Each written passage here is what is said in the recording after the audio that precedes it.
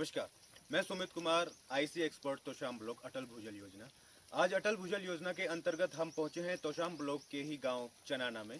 और चनाना में एक प्रगतिशील किसान हैं जिनको चंद्र प्रकाश के नाम से जाना जाता है। चलिए बात करते हैं चंद्र प्रकाश जी से कि उन्हें अटल भूजल योजना के अंतर्गत जो नेट हाउस है वो लगाने से क्या कुछ बेनिफिट हुआ, परंपरागत खेती छोड़ के प्रोफेशनल खेती पे वो शिफ्ट हुए हैं, उससे उनको क्या बेनिफिट हुआ। नमस्कार चंद्र प्रकाश जी। ये हमारे साथ हैं चंद्र प्रकाश जी, जो कि चनाना गांव से प्रगतिशील किसान हैं। आज हमारे साथ हरीश जी भी हैं, जो कि अटल भूजल योजना में एग्रीकल्चर एक्सपर्ट हैं। चलिए बात करते हैं चंद्र प्रकाश जी से। चंद्र प्रकाश जी, तो आप हमें बताइए कि ये जो नेट हाउस हम देख पा रहे हैं, आप ये कितने दिनों से कर रहे हैं? ये हमने सर 2 साल पहले लगवाया था जी। और इस पे सरकार की सब्सिडी के द्वारा लगवाया था। ये 2 साल हो चुके हैं इसको लगवाए। तो नेट हाउस में आप कौन कौन सी फसल प्रोड्यूस कर रहे हैं? इसमें सर अब तो ये देख रहे हो आप, स्ट्रॉबेरी की नर्सरी तैयार कर रहे हैं हम। जी जी। हमारा स्ट्रॉबेरी का क्लस्टर है और इसमें हम स्ट्रॉबेरी की नर्सरी तैयार कर रहे हैं। इसके अलावा हम green capsicum, colour capsicum, cucumber, ये चीज़ें हम इसमें लगा रहे हैं। तो आप मुझे ये बताइए चंद्र प्रकाश जी, जो हमारी परंपरागत खेती थी वो परंपरागत खेती को छोड़ के अभी हम व्यावसायिक खेती या कमर्शियल एग्रीकल्चर भी हम इसको बोल सकते हैं, अब व्यावसायिक खेती के ऊपर शिफ्ट हुए हैं। तो कितना कुछ बेनिफिट आप देख पा रहे हैं कि परंपरागत खेती से इसमें कितना आपको बेनिफिट हो रहा है? इसमें सर एक सबसे बड़ी तो बात ये है कि हमारा जो भूजल है, हाँ जी हाँ जी। पानी का स्तर लगभग हर रोज गिरता जा रहा है जी। तो इसमें हमने माइक्रो सिस्टम, जैसे इसके ऊपर माइक्रो लगी हुई है, टेम्परेचर मेंटेन, बहुत ही कम पानी में हम इसका टेम्परेचर कम कर लेते हैं। और इसमें ड्रिप भी हम लगाते हैं, ड्रिप से भी पानी की बचत बहुत हो जाती है। कहने का मतलब, यदि हम धान यदि 1 एकड़ में लगाते हैं, पुराने टाइम में जैसे हम खुला पानी देते थे, उसमें जैसे 1 किल्ले में एक बार भरते हैं, तो उतना पानी हम 10 किल्ले में ड्रिप से उतने 10 किल्ले की खेती कर लेते हैं उस पानी में, 1 किल्ले के पानी में। धान के 1 किल्ले के बराबर 10 एकड़ में फसल हो जाती है हमारी ड्रिप से। तो सबसे फायदा तो ये होता है कि हमारी इसमें पानी की काफ़ी सारी बचत हो जाती है। दूसरा रहा पैसों की बात जी।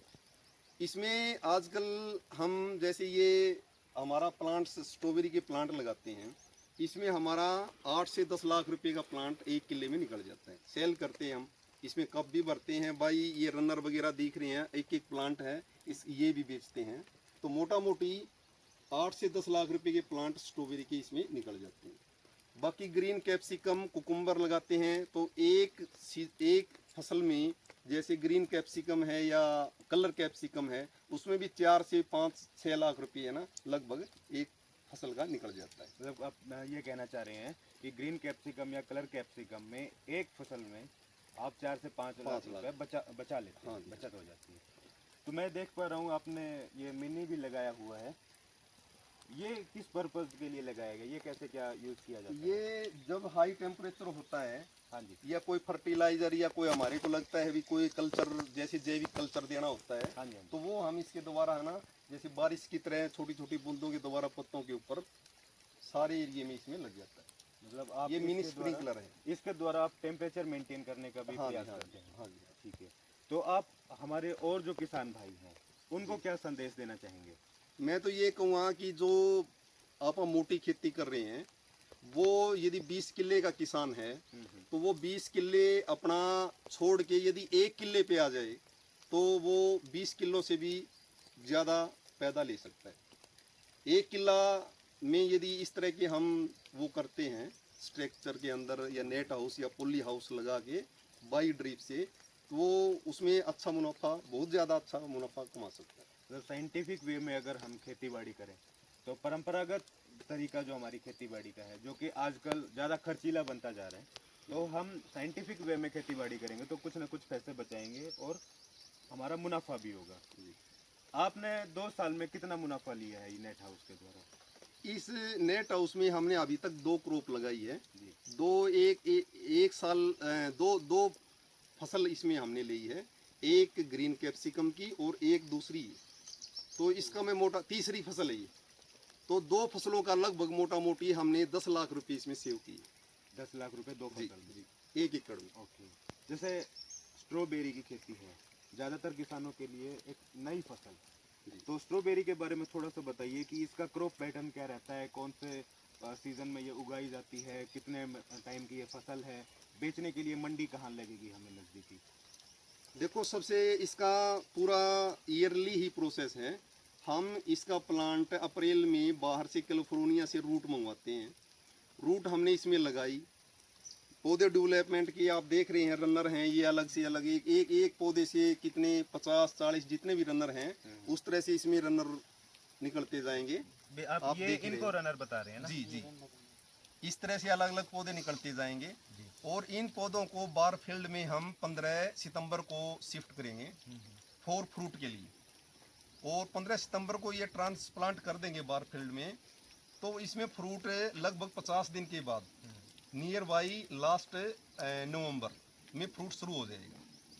नवंबर में फ्रूट शुरू हो जाएगा। नवंबर के बाद में हम इसके दिसंबर, जनवरी, फरवरी और मार्च लास्ट लगभग 4 से 4.5 महीने इसमें इसको फ्रूट लगेगा। और वो हम अलग अलग मंडियों में, जैसे आज़ादपुर दिल्ली है, बठिंडा है, अपना जालंधर है, लुधियाना है, तो इस तरह की लगभग 8-10 मंडियों में हम इसको भेज देंगे। तो इसको अगर हम स्ट्रॉबेरी की खेती करते हैं, कुछ अलग से खेतीबाड़ी की प्रैक्टिस हमें करनी पड़ेगी, या जो हम सदियों से करते आ रहे हैं उसी से ये उगाई जा सकती है? नहीं नहीं, इस वक्त स्ट्रॉबेरी एक अलग से अपने तरीका होता है इसका लगाने का भी और इसको संभाल करने का भी। हम काफ़ी समय से कर रहे हैं। वैसे तो अपने यहाँ इसका स्ट्रॉबेरी का कोई है भी नहीं, एचयू है अपने वहाँ, कोई डॉक्टर या कोई साइंटिस्ट नहीं है। लेकिन मैं तो ये कहूँगा किसान से बड़ा कोई साइंटिस्ट, कोई डॉक्टर नहीं है। हम अपने बेस पे इसको ना लेके आए हैं और अपने बेस पे ही इसमें कर रहे हैं। हमारे को पता चल जाता है भाई इस पत्ते यदि काला हो गया तो इसमें क्या दिक्कत है। तो इसका हमारा एक ग्रुप भी है, आपस में हम एक दूसरे को मतलब शेयर कर लेते हैं और इस तरीके से हमारा क्लस्टर है ना डेवलप हो रहा है। तो बेसिकली जो हमारी पानी बचाने की जो तकनीक है, जैसे ड्रिप हो गया, मिनी हो गया, फार्म पॉन्ड हो गया, तो जैसे मैं देख पा रहा हूँ आपने ड्रिप का भी यूज़ किया हुआ है टेम्परेचर मेंटेन करने के लिए, मिनी का भी यूज़ किया हुआ है टेम्परेचर मेंटेन करने के लिए। मैं आपसे गुजारिश करूँगा, एक अब छोटा सा संदेश हमारे किसान भाइयों को दें, ताकि वो भी परंपरागत जो तरीके हैं इरिगेशन के, सिंचाई के, जैसे फ्लड इरिगेशन है, उसको छोड़ के माइक्रो इरिगेशन, मिनी इरिगेशन पे शिफ्ट हो। तो आप क्या कहना चाहेंगे, क्या संदेश देंगे? मैं तो ये कहूँगा कि ड्रिप है ना, ये जो भी किसान खेती करना चाहता है, ड्रिप सबसे पहले तो लगा ही लेनी चाहिए हर किसान को, ताकि अपना पानी का स्तर है ना वो ठीक रहे और कम पानी में ज़्यादा खेती हो सके।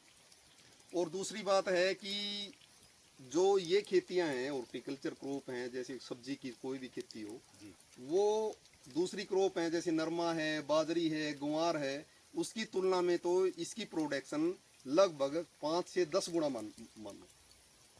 तो ये जो जितनी भी क्रॉप हैं हॉर्टिकल्चर की, हर किसान को उन पे आ जाना चाहिए। तो बेसिकली जो अटल भूजल योजना के अंतर्गत हम फसल विविधीकरण की बात करते हैं, हम बताते हैं कि फसल विविधीकरण करके हम अपनी आमदनी को बढ़ा सकते हैं। आप भी वही बात बता रहे हैं कि परंपरागत खेती को छोड़ के फसल विविधीकरण के अंतर्गत हम ये जैसे स्ट्रॉबेरी हो गया, कुकुम्बर है, ये चीज़ें लगाएंगे तो हमारी आमदनी में इजाफा होगा। जी ना, सही बात है ना? तो ऐसे ही अटल भूजल योजना के अंतर्गत हम भी लोगों को जागरूक करते रहते हैं कि अपना सिंचाई का पैटर्न बदलिए, क्रॉप का पैटर्न बदलिए, ताकि प्रोडक्शन में थोड़ा सा इजाफा हो सके। प्रोडक्शन में इजाफा होगा तो सीधी सी बात है हमारे मुनाफे में भी इजाफा होगा। धन्यवाद चंद्र प्रकाश जी, धन्यवाद।